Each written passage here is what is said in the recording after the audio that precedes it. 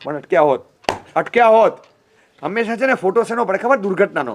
ઘટનાના ફોટા ન હોય. તમને સમજો, ભૂકંપ આવ્યો અને ભૂકંપમાં શહેરમાં એક સાથે 2500 મકાન પડી ગયા, ઈંટ મોટોડાના ખંડિયેર ઢગલા, એના ફોટા આવે. હવે ભૂકંપ નથી આવ્યો તો ભૂકંપ નથી આવ્યો એના કઈ રીતે ફોટા પાડવાના? જે છે એ છે ને, પછી તો એના ફોટા શું પડે?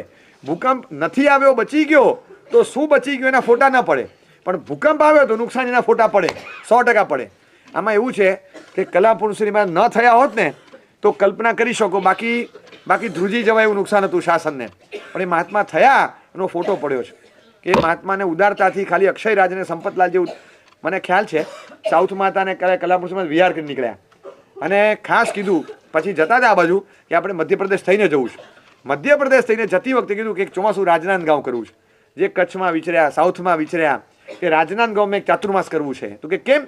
જે પ્રભુની છાયામાં ધર્મ પ્રાપ્તિ થઈ, જે ઉપાશ્રયમાં પહેલું ધર્મ શ્રવણ થયું અને જે સંપતલાલજીની ભૂમિ પર અક્ષયરાજ ધર્મ પામ્યો હતો, એમના ગામમાં એક ચાતુર્માસ મારે કરવું છે. એટલે એમણે ત્યાં એક ચાતુર્માસ સામેથી બોલાવીને આપ્યું હતું.